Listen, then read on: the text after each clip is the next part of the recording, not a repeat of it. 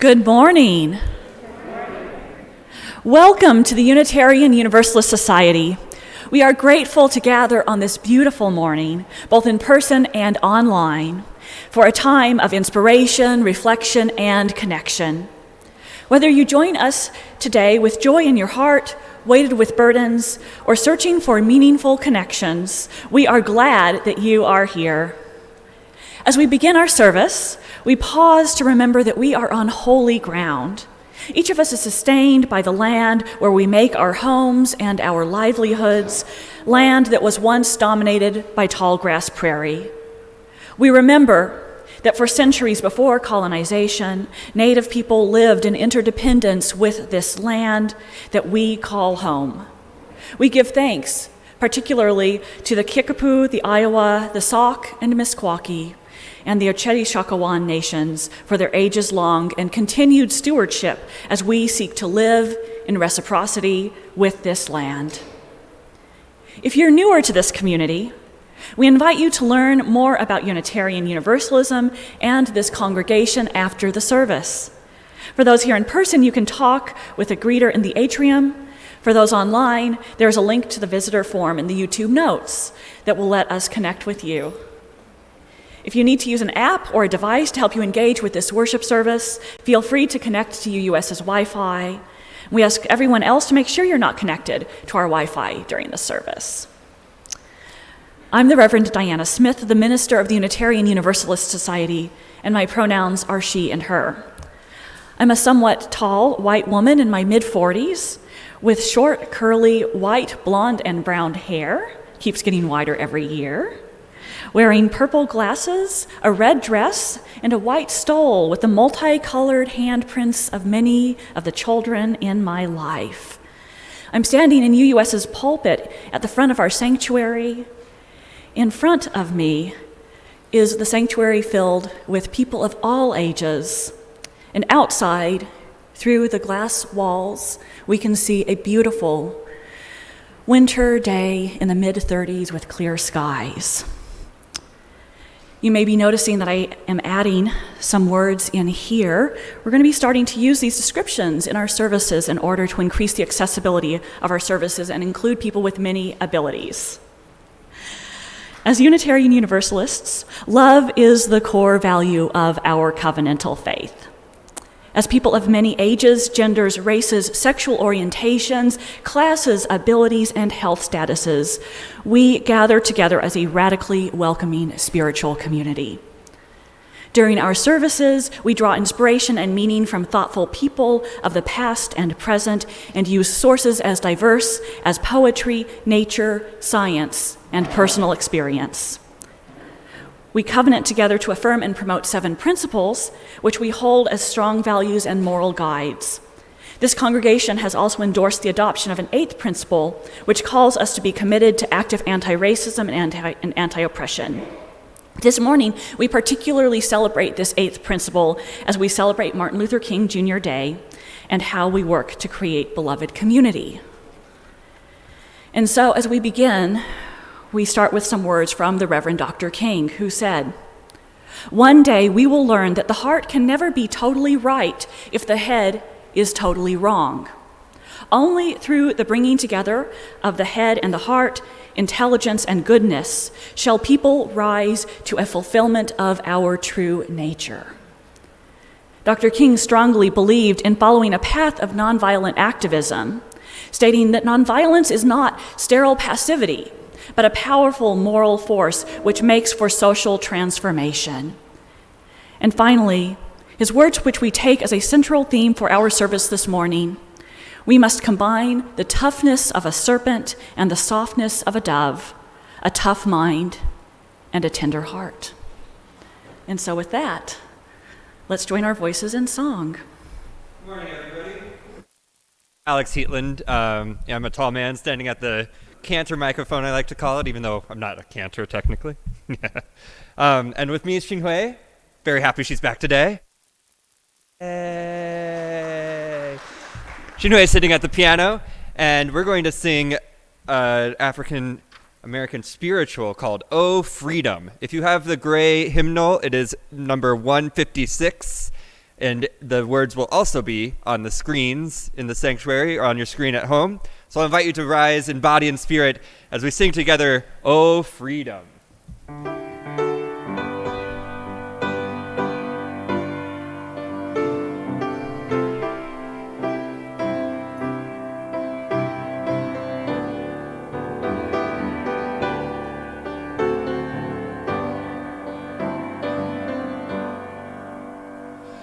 Oh, freedom, oh, freedom, oh, freedom over me. And before I'd be a slave, I'd be buried in my grave and go home to my God and be free. No more moaning, no more moaning, no more moaning over me. And before I'd be a slave, I'd be buried in my grave and go home to my God and be free. They'll be singing, they'll be singing, they'll be singing over me. And before I'd be a slave, I'd be buried in my grave and go home to my God and be free.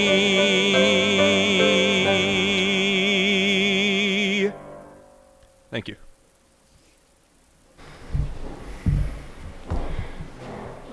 I'm Jim Laughlin, an old white-haired hippie.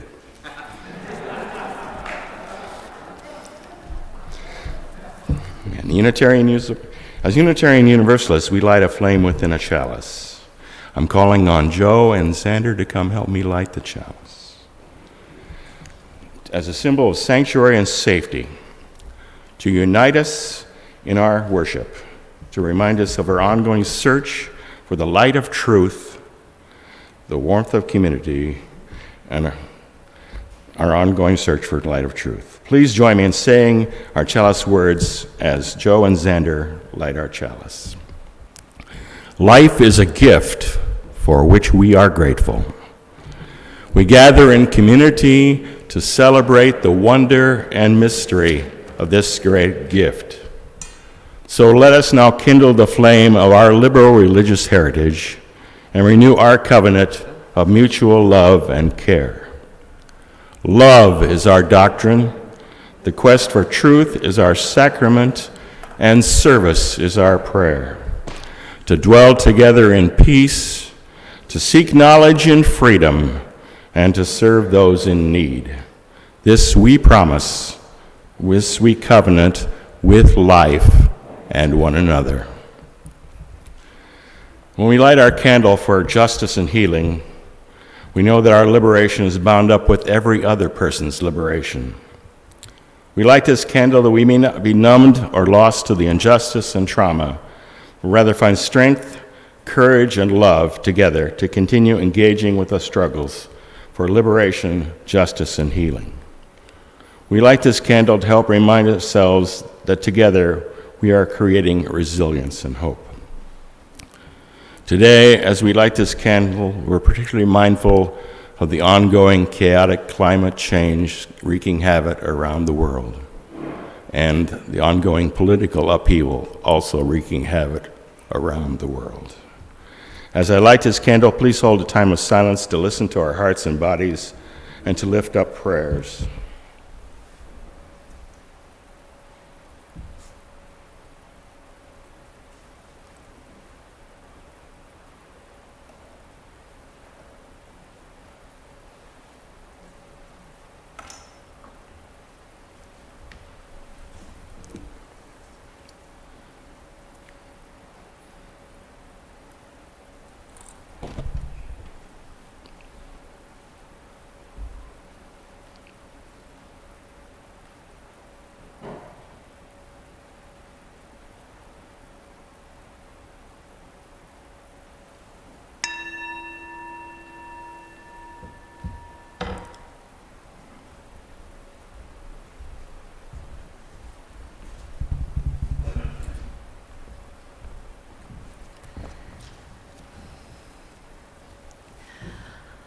On the third Monday of each January, we celebrate a national holiday honoring the Reverend Dr. Martin Luther King Jr.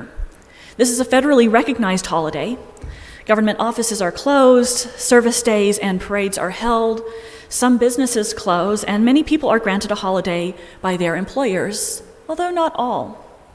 For some reason, this holiday is not held by all in the same regard as, say, Memorial Day, Independence Day, Thanksgiving, or Christmas.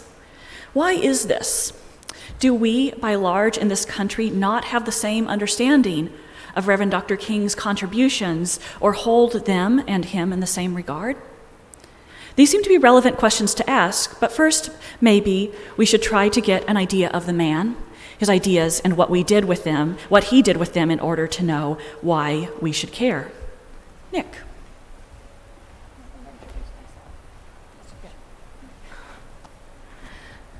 Good morning.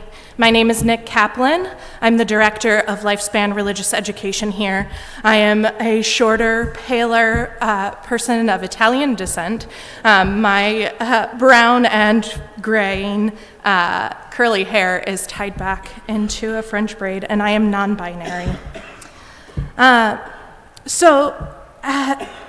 Reverend Dr. King was born in Atlanta, Georgia in 1929. The son of a Baptist minister and grandson of a sharecropper. He was an exceptional student from a very young age and entered university at 15 without formally graduating from high school, having skipped both 9th and 12th grades.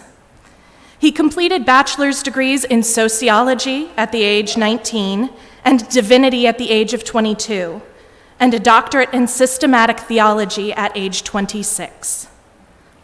By profession, he was a Baptist minister like his father. He was ordained at age 19 and served as an assistant pastor and then pastor at churches in Georgia and Alabama until he was 30, at which time he became co-minister with his father until his death at age 39. During the time of his co-ministry, he founded and directed the Southern Christian Leadership Conference. This was part of his leadership of what we call the Civil Rights Movement. The Civil Rights Movement was an effort during the 1950s and 60s to bring equal rights to African American or Black people. Okay, so he was a minister, he was smart, and he had a strong mind. What did he think with that strong mind? What would that tell us about his heart? To find out, we'll learn a little bit about the time he lived in.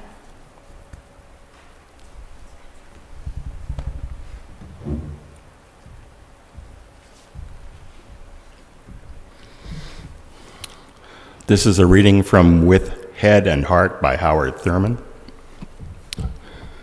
One of Reverend Dr. King's mentors and spiritual mentors was a powerful minister named Reverend Howard Thurman.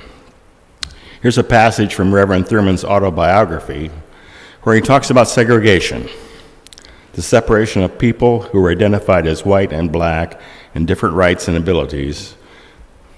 The law gave people based on their skin color. This system was very, very unfair. And it's context that we gave rise to the Civil Rights Movement. The Reverend Thurman talks about segregation and his response to it in his autobiography, which is called With Head and Heart. He was responding was something that he was talked about with his students and his mentees, including Reverend Martin Luther King Jr. Reverend Thurman had 2 daughters, which he loved very much. Dr. Thurman raised his daughters in Washington, D.C. and Boston, where there weren't official rules that kept people apart based on skin color. One time, Dr. Thurman and his family went to visit where he grew up. He wanted his daughters to see all the things from his childhood, meet people important to him. While they were on a walk, they came upon a playground attached to a public school for white children. Naturally, his daughters wanted to swing on the swings, but the unfair law of segregation did not allow it. He faced a very difficult situation of explaining to his children This is what he said. It is against the law for us to use those swings, even though it is a public school. At present, only white children can play there. But it takes the state legislature, the courts, the sheriffs, the policemen, white churches, mayors, the banks and businesses, and the majority of white people in the state of Florida. It takes all those to keep two little black girls from swinging on those swings. This is how important you are. Never forget, the estimate of your own importance or self-worth can be judged by how many weapons or how much power people are willing to use to control you, to keep you in place they have assigned to you. You are two very important little girls. Your presence can threaten the entire state of Florida.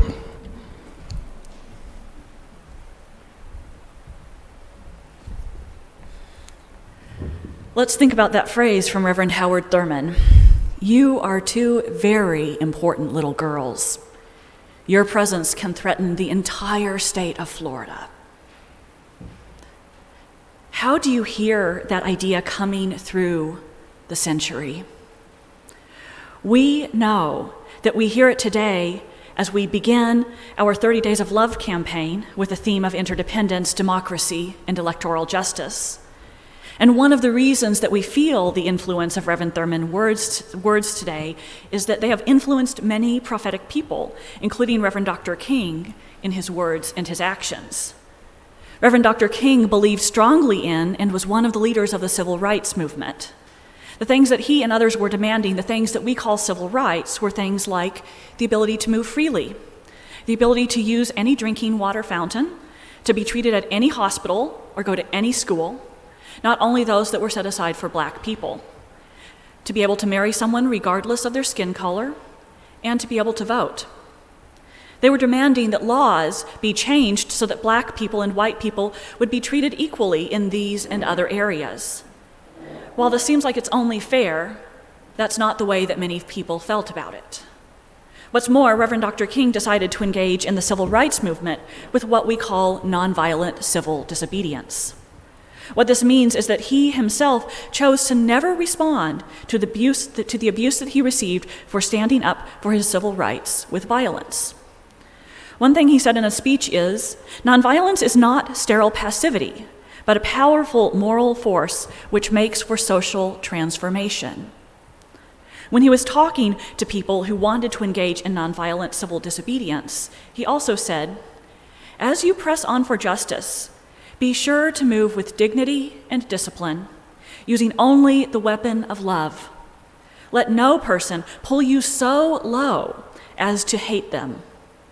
Always avoid violence. If you succumbed to the temptation of using violence in your struggle, unborn generations will be the recipients of a long and desperate night of bitterness, and your chief legacy to the future will be an endless reign of meaningless chaos. Now, doing this was very hard. People were awful to Reverend Dr. King and others who were fighting nonviolently for civil rights. Sometimes they would yell awful things at them or throw things. Other times they would use attack dogs or powerful hoses to knock them down and to hurt them. And sometimes they would beat them up. There were many nonviolent protesters who were severely injured or killed during this long struggle. But still, Reverend Dr. King and others kept showing up and demanding equal rights. How did they find the strength to do this? That's a good question, and it's one that many of us ask ourselves. Well, here's a clue.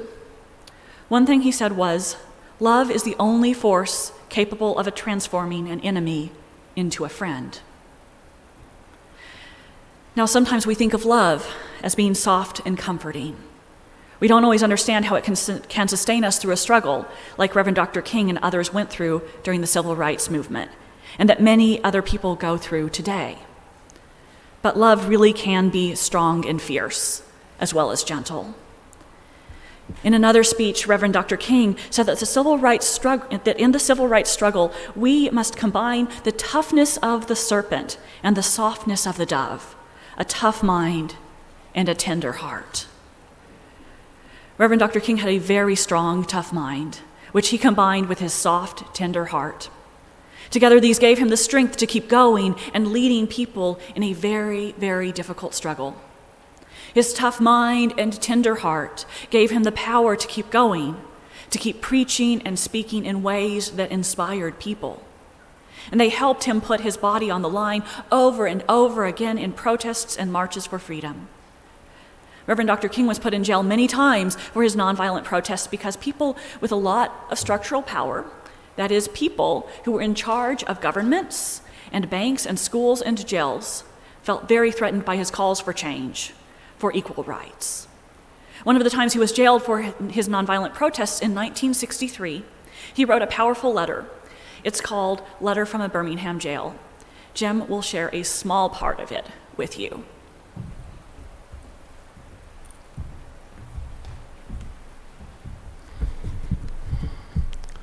The Reverend Dr. King wrote this letter in response to criticism stemming from his being an outside agitator who broke the law and ended up being jailed instead of working within the system. Here are a few parts of what he wrote.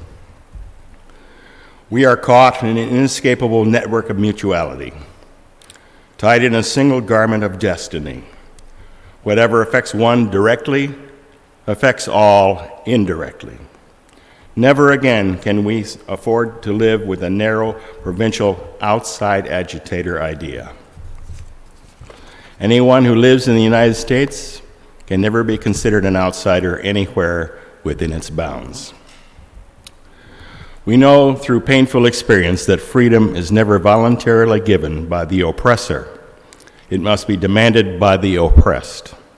Frankly, I have yet to see engage in any direct action campaign that was well-timed in view of those who have not suffered unduly from the disease of segregation. For years now, I have heard the word wait. It rings in the ear of every black person with piercing familiarity. This wait has almost always meant never. We come to see with one of our distinguished jurists that justice too long delayed is justice denied. One may well ask, how can you advocate breaking some laws and obeying others?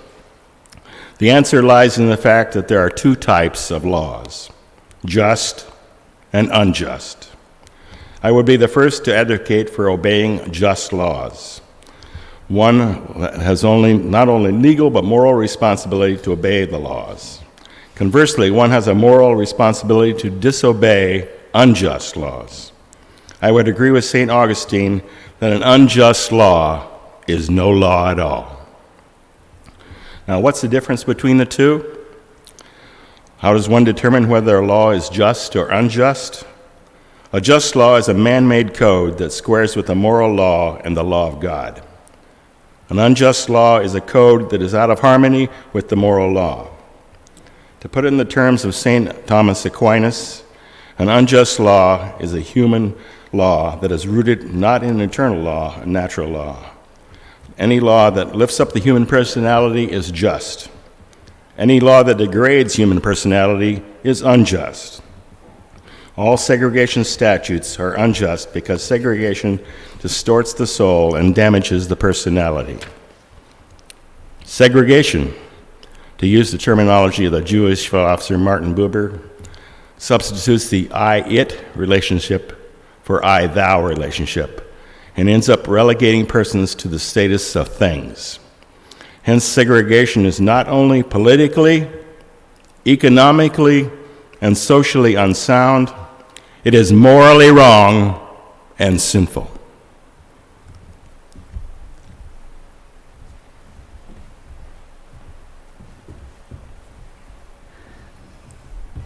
In those passages, we can hear how a tough mind and a tender heart can come together to live love fiercely and actively into the world, to demand change, to put things we care about at risk for something more important. This is courage. This is loving fiercely. This is combining the toughness of a serpent and the softness of a dove, having a tough mind and a tender heart.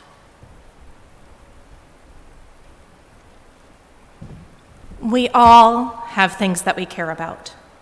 that we're passionate about. Places we understand that change is needed and that we want to work to make it happen in the world. For some of us, that's racial justice. For others, it's climate justice, or immigration, or economic justice, or gun violence. There are many causes that we care about, and most of us care about much more than just one cause. But we can't do everything. We can't engage with everything all at once. So right now, I invite you to think about one, maybe two problems, one or two struggles that you feel are particularly important to you and to our world right now.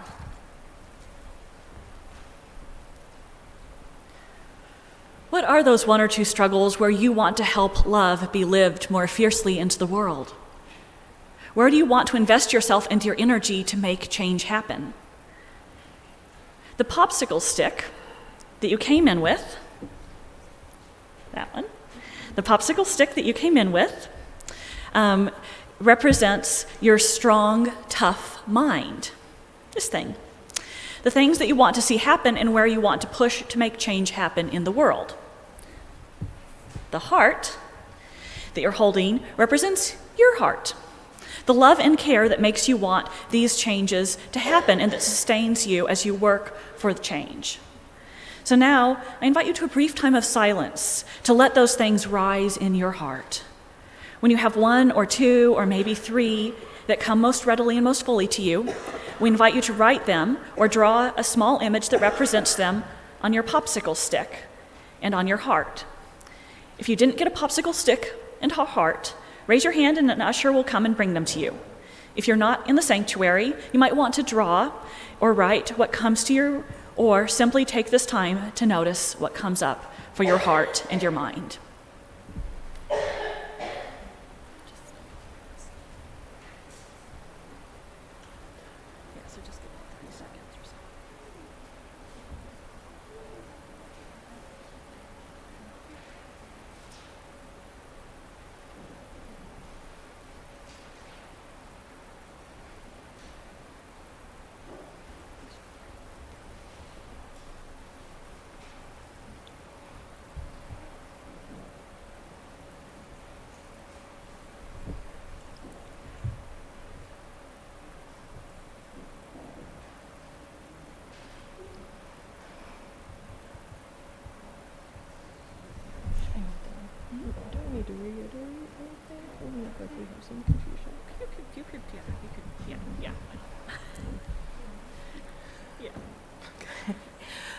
So you're writing or drawing a symbol or just putting into your image, if you're drawing at home or thinking in your mind, of those things that you want to do with your strong mind, with your tender heart, those things that you care about, those things that you noticed in our world where you really want a difference, where you want to make a difference.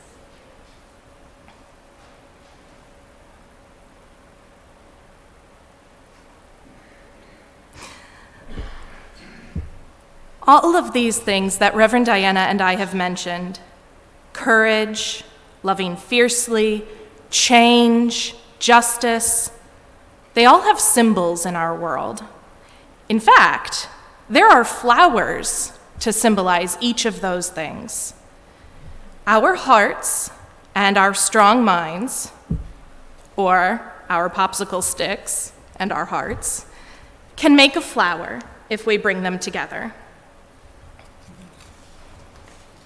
Sure, we could keep the hearts and the minds separate and still create together.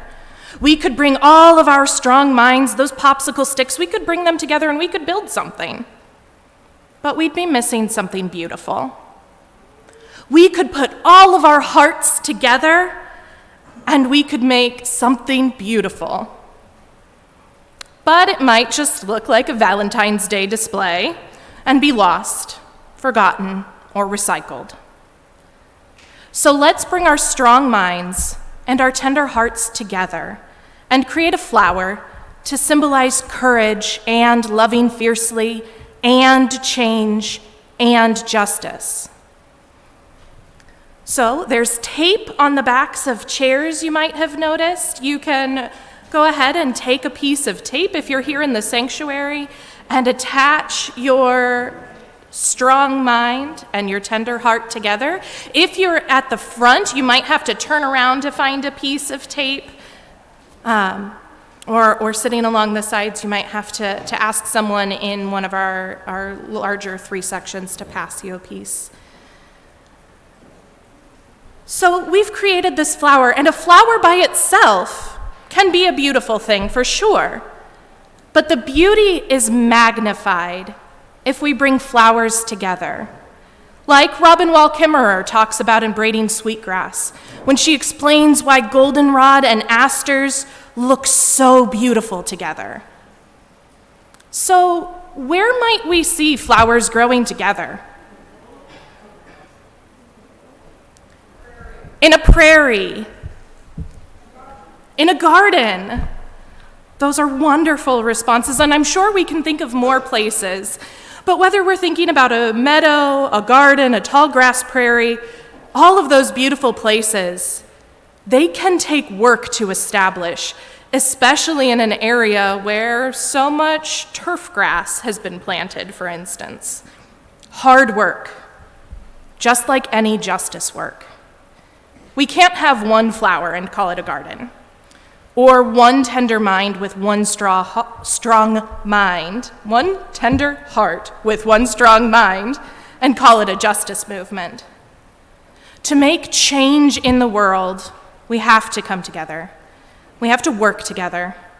We have to share our tender hearts and our strong minds.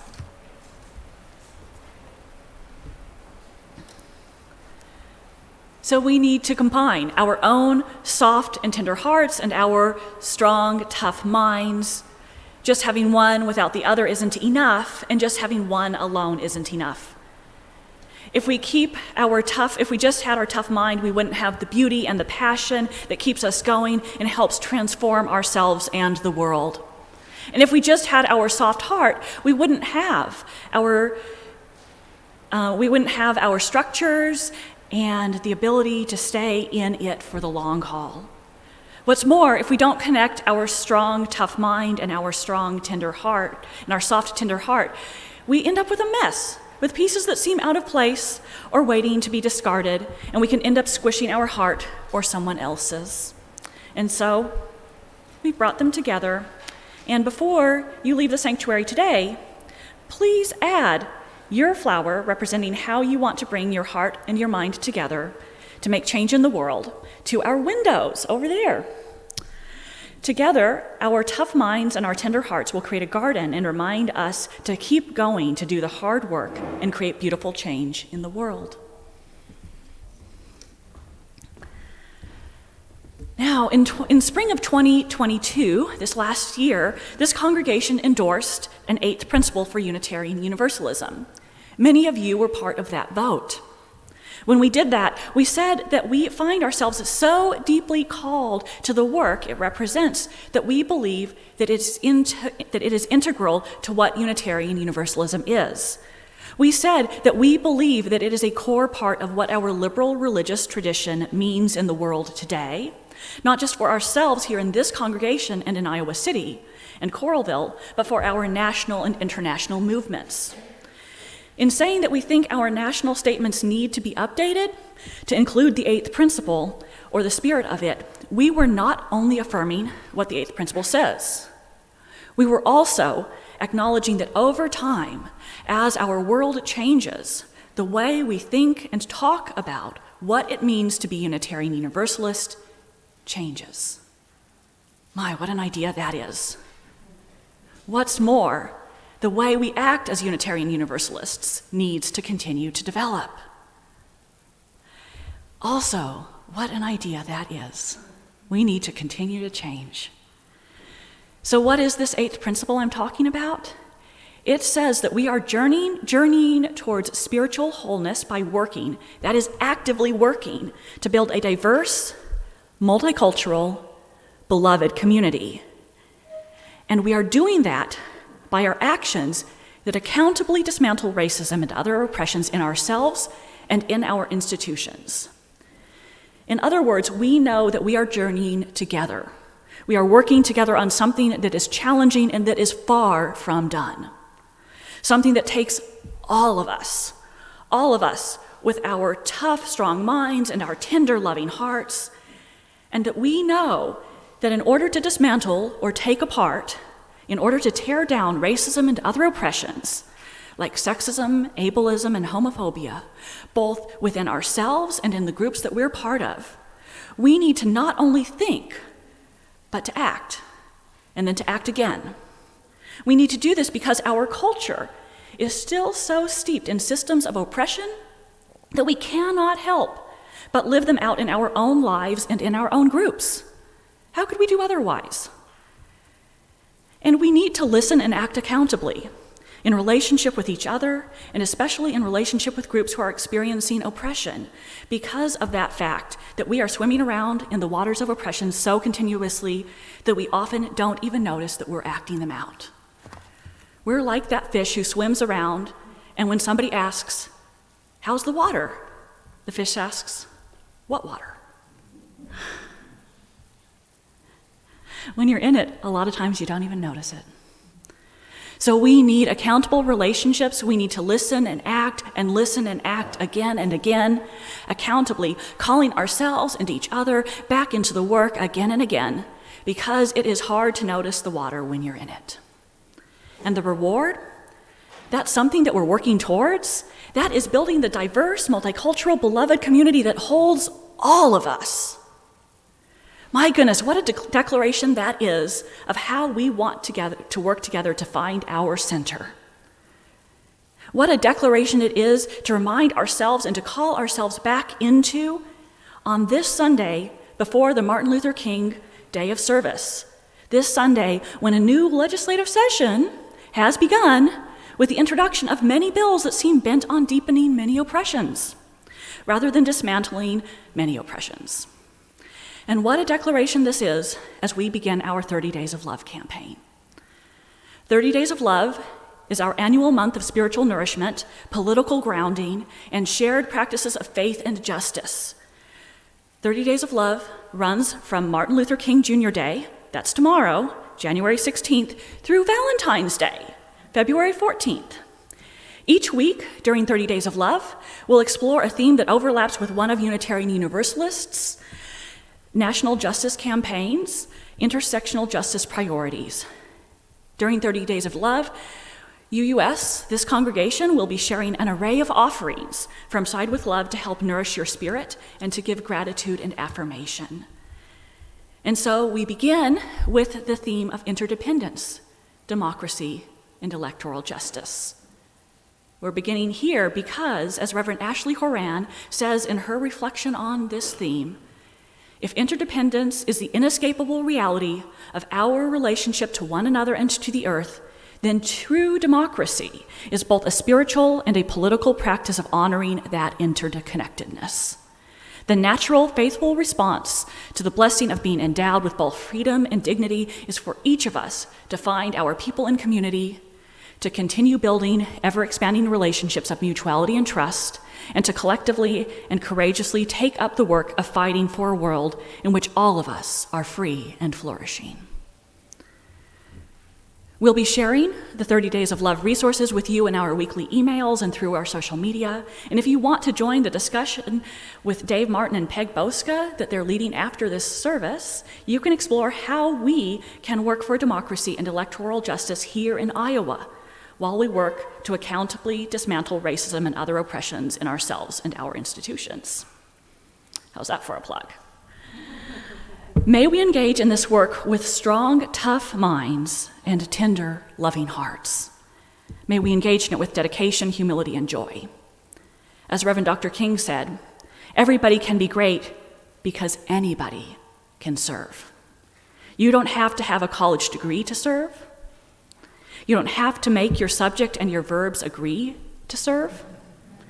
You only need a heart full of grace, a soul full generated by love.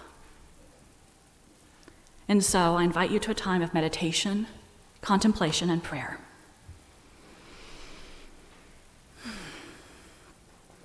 Spirit of life and love, we know that we are held by a strong love that will not let us go. Help us feel that deeply in our hearts and minds, especially when we feel lost, alone, helpless, or hopeless. Winds of justice, perturb us that we may know that you, justice, are the shape that love takes when we move our bodies and our spirits to live it actively in the world. Spirits of wonder and awe, help us find you and feel you every day that you may sustain us in the journey. Strength of community, help us share our love and make change by how we are in the world, by how we work. Help us create a beloved community with a love that is fierce and courageous, strong and accountable, and gentle and kind. So may it be. Amen, and blessed be. Let's share a moment of silence together before joining our voices in meditative song.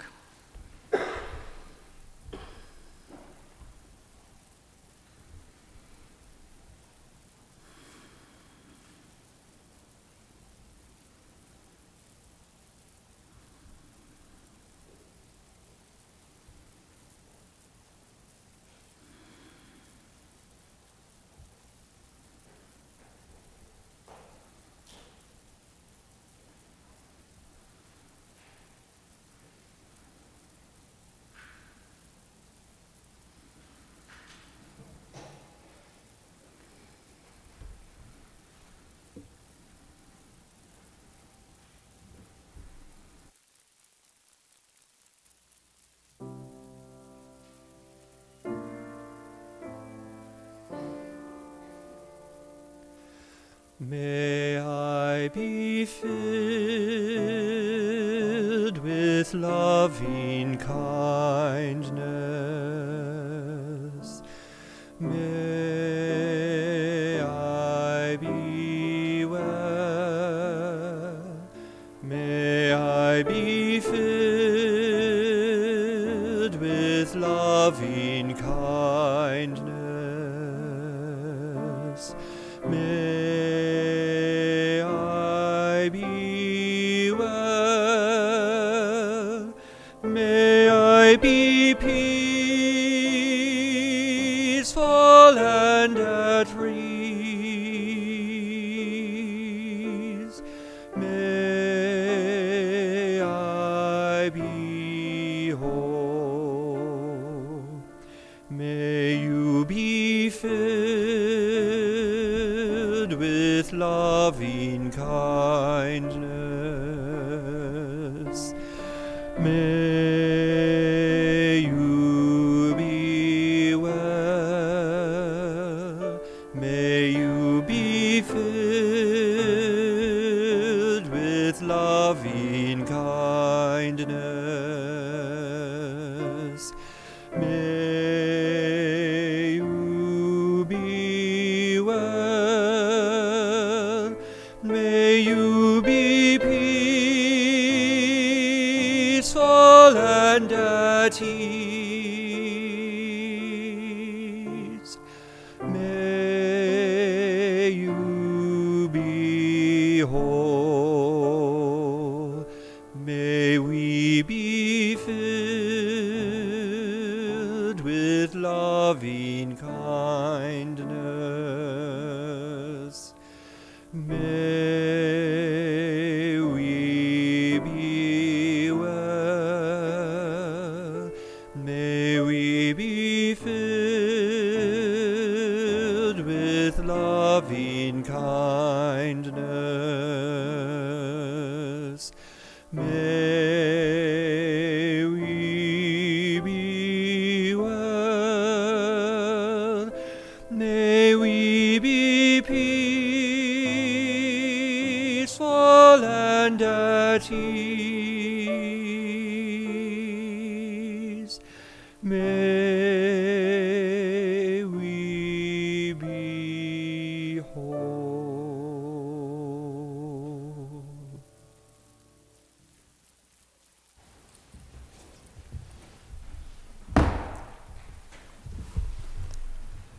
How we give, what we do with our lives, our time, and our resources is a reflection of our values.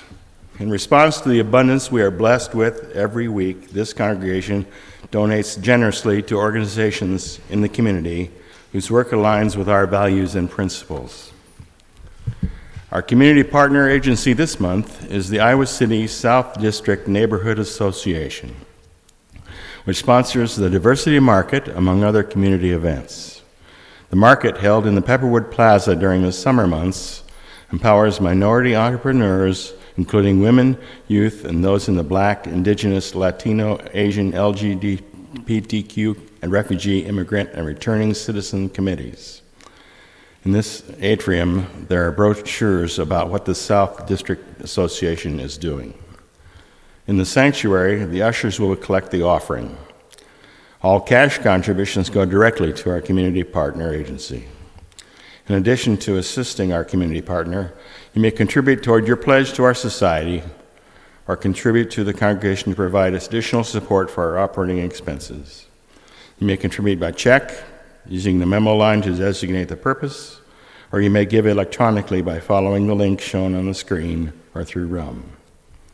As we give and receive the offering, may we be transformed by our giving, and may the world be transformed by our gifts.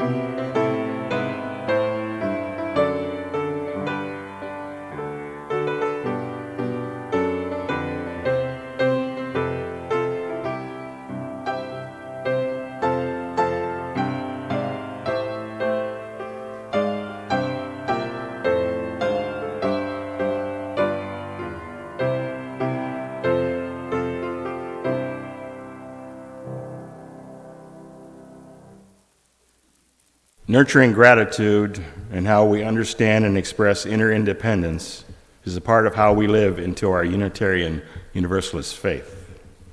May what has been shared here today help us to fully affirm our interconnection and live into love and justice. Immediately after the service, we'll have time for all to join in conversation and community. If you're online, a link to our Zoom coffee hour is being dropped into the chat. If you're here in person, we gather in the fellowship hall and outside for conversations. Shortly after 11, we'll call people to be different locations for all ages activities, which includes a discussion group led by our racial justice team leaders, Creating Comics, and The Me I Choose to Be. If you'd like to know more about the resources used in today's services, you can find a bibliography at the end of our email order of service, or use a QR code on the print of your order of service. And now, in closing our service today, we'll sing Lift Every Voice and Sing, number 149. The civil rights movement, it was full of amazing music, right? Some of which we just heard.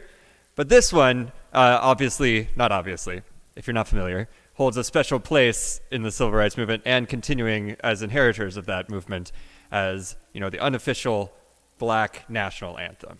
So it's an appropriate day to sing that. So let's all rise in body and spirit as we sing together, Lift Every Voice and Sing.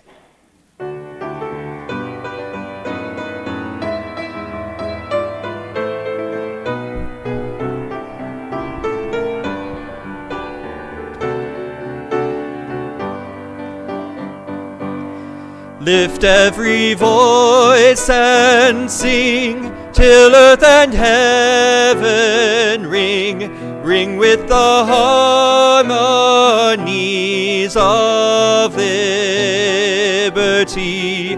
Let our rejoicing rise high as the listening skies. Let it resound loud as the rolling sea. Sing a song full of the faith that the dark past has taught us. Sing a song full of the hope that the present has brought us. Racing the rising sun of a new day begun, let us march on till victory is won.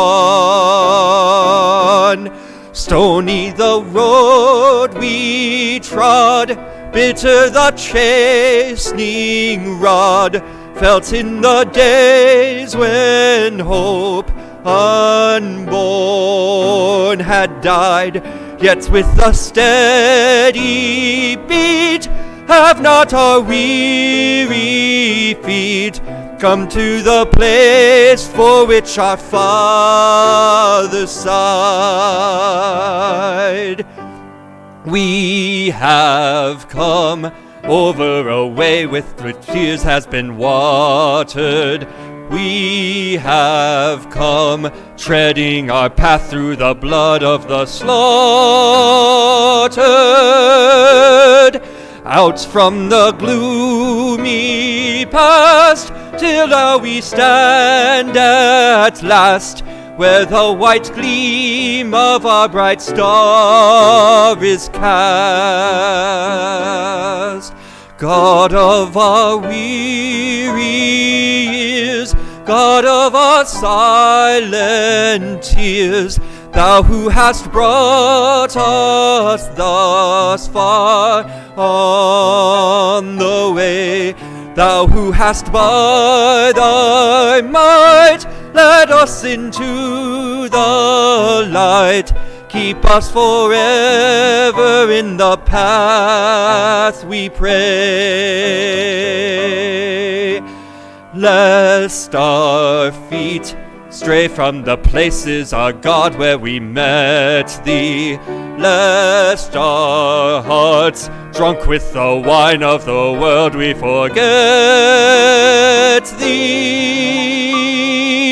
Shadowed beneath Thy hand, may we forever stand, true to our God, true to our native land.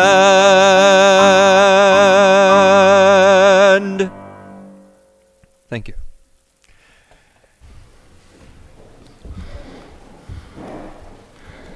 Please join me in the words for extinguishing the chalice. We extinguish this flame, but not the light of truth, the warmth of community, or the fire of commitment. All these we carry in our hearts and in our minds until we are together again.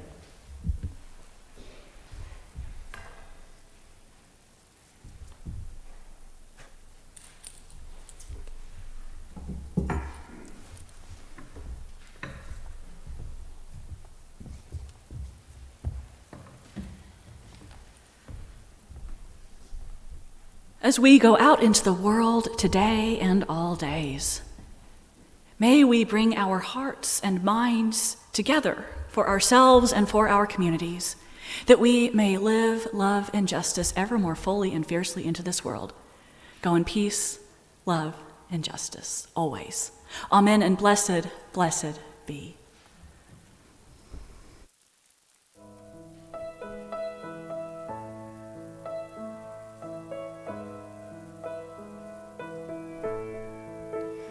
Amen. Let it be so. Amen. Let it be so. Amen. it be so. Amen. Blessed be, Ashe, Ashe, Ashe, Ashe. Ashe, Ashe, Ashe, Ashe. Ashe, Ashe, Ashe, Ashe. Ashe, Ashe, Ashe, Ashe. Amen. Let it be so. Amen. Let it be so.